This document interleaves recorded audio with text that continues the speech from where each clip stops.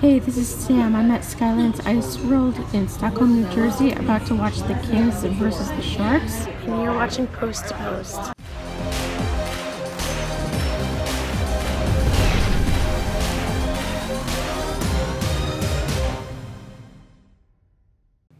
Hello and welcome to Post, the channel where we discuss all things hockey and all teams.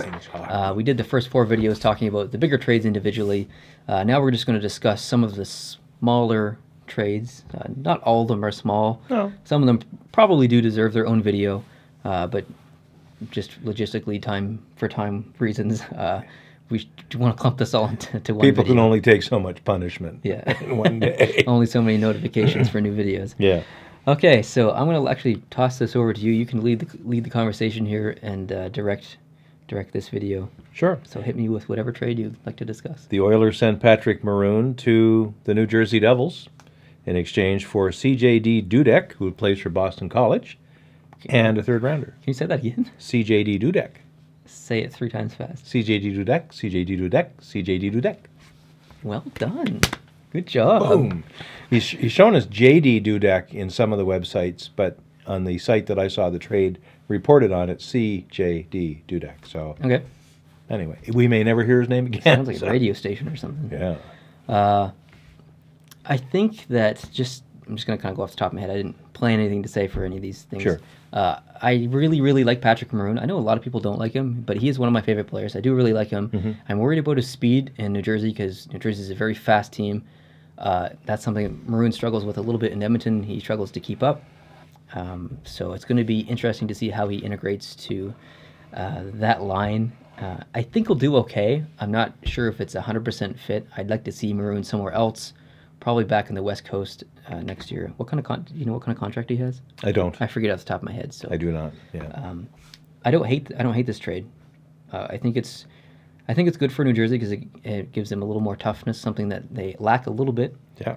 Helps them in the playoffs. He averages a minor penalty every second game, more or less, for his penalty minutes, and he's a bit of sandpaper. Yeah, they could use that. He's a very hard-nosed player, as Justin says. And Edmonton, they're not going anywhere, so they need the future. Yeah. So they've got themselves a prospect, and they've got themselves a draft pick in 2019. So good for them. Yeah, definitely. Yeah, I agree. The next one, Vancouver trades Thomas Vanek to Columbus for Tyler Mott and Jussi Jokinen. Mm-hmm. Jussi Jokinen, the man who lives out of a suitcase. This is his 4th team this season. Do you know how many teams Vanek's played on since 2013? Oh, a lot. Tell me. 8. That's only, what, 5 years? 8 teams in 5 years. It's unbelievable. He's the new Dominic Moore. It's incredible. And I remember a few years back when he came to Montreal, mm-hmm. and on the trade deadline day, and how excited I was, and how excited the fan base was that Thomas Vanek was going to come to Montreal. They knew it was only a rental at the time because he was destined for Minnesota. That was, everybody knew that. He played college hockey there, and his wife was from there. That's right. And then he ended up going there. Ended up playing in Minnesota. It was a terrible experiment. But it didn't work out. Didn't work out. And he ended up in Vancouver, and you and I just discussed this off camera before we rolled. 41 points with Vancouver. 41 points. But the Vancouver Canucks, a team that's You can't say that he didn't necessarily fit in. 41 points, that's basically 11 more points than any Montreal Canadiens player. There you go. And when he came to Montreal, I was excited, but as the season wore on, or the remainder of the season wore on, I became quite disappointed. I just didn't see what the fuss was about. He scored some important goals for Montreal in the playoffs. He did. He's not a very mobile guy. He just stands around the front of the net. He's a little slow. He's a little slow, and he's not any faster now than he was then, but he still brings something that a team wants, and Vancouver got quite a bit out of him. Mm-hmm. And Columbus maybe will as well. It might be a missing piece that they're trying to put in. And he's a good guy, too. He's a very humble guy. So. Oh, yeah. He's 34 years old, so he's by far from an old man, but he is on the down angle, I think, of his career for sure. I like this trade for Columbus. Mm-hmm. I think it adds a lot of experience to their lineup. They're a pretty experienced team in general, player-based, not playoff-based. They can't seem to get out of the first round, but I do like this for Columbus. And Jokinen goes back I don't know why Vancouver would want Jokinen back. I don't know if it was just a Books decision based on Columbus's. Maybe they wouldn't do the trade unless they took UC Jokinen or something like that. But kind of like what I heard about Ottawa today. You can't have Carlson unless you take Bobby Ryan too. It's true. Really? Yeah. They can't even give away that contract. I know, it's terrible. Alrighty, coming up next, we have Chicago and Nashville work to deal. Ryan Hartmann goes to Nashville and a 5th-round pick. And Chicago gets Victor Ejdsell and 2 2018 picks, 1st-rounder and a 4th-rounder. And Ejdsell, he's been drafted, but he's not playing in North America. He's playing for Jönköping in the Swedish league. And he's been over there playing in that level of hockey for several years. 22 years old. I'm not sure if he's ever going to come over or not, but they have their sticker on him anyway if he does come over. Ryan Hartman's a good player. Mm-hmm. Chicago is on the downward trend the past couple of years, which I enjoy. Sorry, Chicago fans, but I do. It's good, though, because the worse they do, the more I'll like them in the future. But Ryan Hartman's a good player. He is 23? Do you know? Ryan Hartman's 23. 23. Yep. So he comes in as a young player. I think he'll fit in nicely. However, they give up a 1st-round pick. 2018. Yeah, 2018 1st-round pick. Now, it's going to be basically a 2nd-round pick, because Nashville's going to... Yeah, they'll finish so high in the standing. High. It'll be in the high 20s or low 30s when the pick is actually chosen. And much like Tatar joining Vegas, Hartmann joining Nashville adds a bit of complications, because Nashville isn't a team that mixes their lines up a lot. They have basically set in stone lines. The top 6 is pretty much always the same. The bottom 6 is a little different, and they have to deal with Fisher coming back. Yeah, that's right. So you have to bring in Fisher, you have to bring in Hartmann, and make some decisions there lineup wise. So it doesn't hurt them. It makes them stronger. They just have some decisions to make, basically. Yep, so. That's right. Also, this is kind of an oddball trade. The Canadiens get Mike Riley from Minnesota for a 5th-round pick in 2019. He's an RFA in the 1920 year. He's not making a lot of money right now. It's $725,000 this year and next year, so they have him locked in. And he's played 38 games this season. He's got 10 points. 23 years old, young guy, left winger. Left defense. 24 years old. And I'm guess glad to see Montreal's picked him up. They can use some help there. I don't know why the trade happened. I think it was a Morrow replacement, because there's another trade on this list that we're going to talk about. They sent Morrow out. He's 25. Yeah. So he's older, I believe, than Riley. But Morrow was a UFA or an RFA or whatever. He was an RFA. But he only had, this was his last year. At least Riley has one more year left after this. So I think they made the trade as a Morrow replacement, so they wouldn't have to re-sign Morrow for more than what he was making this year. So I understand the trade a little bit. It's a little strange. I still like it. I've heard that Riley does have some potential to be a potentially top 4 defenseman in the future, maybe, but probably more likely top 6. Cool.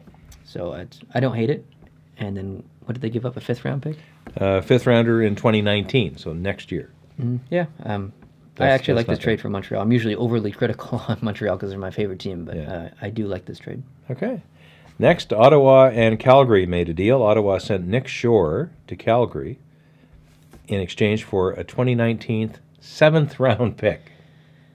Which is a little strange, because Shore just joined the team from was it the Phaneuf trade? It was, the LA Kings. He came from the LA Kings in the Phaneuf trade, I think. Yeah. And so he's there for a little bit, and then they flipped him. But for a 7th-round pick? Yeah, really? I'm not saying that Shore is worth any more than that, but 7th-round pick is a little... And it's 2019. Not all 7th-round picks are useless. I think was it Pekka-Rinne or Lundqvist? Or both of them, maybe. Were drafted basically at the end, so you never know. Right? It's a crapshoot. Yeah, you never know. It's just an extra body. Maybe a pick they can flip for something else later. Ottawa's just trying to get all the picks they can. Shore was not a long-term option for Ottawa, so I understand that. Yeah. Next trade, Pittsburgh got Josh Jooris, and Carolina got Greg McKegg. There's really very little distinction between them. Jooris is 27, McKegg's 25. They're both centers. A slight more money for Jooris than there was for McKegg, and he's an RFA next year. And Jooris is a UFA next year. Mm-hmm. It's a flip. It's not really a minor league deal, but it kind of is at the same time because it's not. We don't really know. Carolina saves $125,000. Yeah, it wasn't a financial decision, financial based trade. Yeah. Anaheim Ducks and the New York Islanders worked a deal. Anaheim Ducks sent Chris Wagner to New York, and the Islanders sent Jason Chimera to Anaheim. 38 years old, still plugging away. Jason Chimera is a guy with a lot of experience. He played all those years in Washington, through all those playoff runs. He spent some time on some other teams, obviously. But he's a guy with a lot of experience, probably a pretty good leader in the room, based on his experience. It's going to be a great addition to the Anaheim Ducks team because I believe they're going to make the playoffs and go all the way. So there you go. The Vegas Golden Knights pick up Philip Holm from Vancouver, and Vancouver gets Brendan Leipzig from Vegas. I've heard some positive things being said about Leipzig, but I honestly don't know the other asset in the trade very well, so I don't really have a lot of opinion on this specific trade. Yeah, me neither. I don't. Good luck to them both. Next, Columbus and Pittsburgh worked a deal. Columbus got Ian Cole, and Pittsburgh got Nick Motry and a third-rounder in 2020. This trade was funny because it was the first one to happen in the day, and it was the trade that everyone knew was going to happen because everybody knew that Ottawa was going to flip Ian Cole from the Pittsburgh trade. Yeah. So that trade happened. We talked a little bit on the live stream, and we talked about it, and we talked about it. And we're waiting for another, because usually once the first trade goes, then they all kind of start to trickle. Yeah. And it's like an hour That's and a half. all you had to talk about. An hour and a half of 2 hours of nothing to talk about. Yeah. And the guys on TSN and Sportsnet, they talked about this Ian Cole trade for like 50 minutes. It was ridiculous. And so anyways, it's good job on Pittsburgh. Exactly what they needed to do is flip that. They get a third-round pick. So I think third-round pick, right? Ottawa got a third-round pick. Well, yeah. Did I say Pittsburgh? You said Pittsburgh. Oh, I meant to say Ottawa. Yeah, they got a third-round pick, and they got Nick Motry, who's no NHL experience. He's 22, centerman. I still have that cluster trade in my brain from the other day. And the last trade we're going to talk about is Montreal and Winnipeg. Montreal sends Joe Morrow to the Winnipeg Jets. We alluded to that earlier in a previous video. And Montreal gets a 2018 fourth-rounder. Montreal didn't have any fourth-round picks in 2018 because they'd given it away to Los Angeles in the Dwight King and the Torrey Mitchell trades. It's a lot of conditional weirdness that went on there. If the LA Kings, right now it's a fifth-round pick. If the LA Kings make the playoffs, then that becomes a fourth-round pick. Yeah. So if Montreal has that LA fourth-round pick and now gets this new fourth-round pick from Winnipeg, they'll have two fourth-round picks. But that's really all they get out of this. And if Montoya plays more than 8 games? 6. Oh, 6. If he plays 6 games, or maybe if he plays 1 game. I can't remember. Yeah. Montoya plays a game in, where did he go? I don't even remember. Winnipeg? I don't know. No, not Winnipeg. Calgary? I don't know. Anyways, if he plays a game or however many games, Montreal gets their fourth-round pick back. From they get the it back. Trade that whatever. So Montreal today went from 0 fourth-round picks to potentially 3. Potentially 3. So it's interesting. So if LA makes the playoff, they're probably going to get 2. LA is knocking on the door of the wild card. So, hello. Anyway, I think Joe Morrow's gone, but Montreal has a replacement in Mike Riley. Yep. It's basically a one-for-one, talent-wise kind of deal. So Montreal remains. I have 2 things to add. Add 2 things, please. 2 waiver signings. Do you know about those? Well, were they both off Ottawa? Johnny Oduya. Oduya was on waivers, and did he get picked up? Philadelphia. Oh. And the Minnesota Wild put Chris Stewart on waivers. Okay. Which is unfortunate because I really like him as a person. And I liked him on Minnesota. Oh, right, yeah. Yeah, and Calgary picked him up. Okay. So I'm glad that he was picked up so quick. Wow. I think he could be a great addition. Chris Stewart, he's the guy who... He's the guy we did the video on, where he signed for one the of kid our and stuff. Yeah. viewers went out waiting for him at the parking garage, and he was so nice. I'm glad he's he's picked up. Hope he gets to play. Absolutely. Yeah. So Perfect. Good depth move for Calgary. Low impact salary, 1.25, I think Chris Stewart is. So doesn't really affect him on the books. Gives them a little bit more depth in the playoffs if they make the playoffs. So Yeah. I like it. Cool. That's all I have to say about all of Great. this stuff. So it certainly was, if you look at the whole day, it wasn't the biggest, wildest trade frenzy that we've ever seen. No. It wasn't as dead as some trading deadline days are. It wasn't dead, but it wasn't energetic. Mm-hmm. And you would know more than me because you covered it live all day long. Yeah, I did. Good for you. 6.5 hours this year, 7.5 hours last year.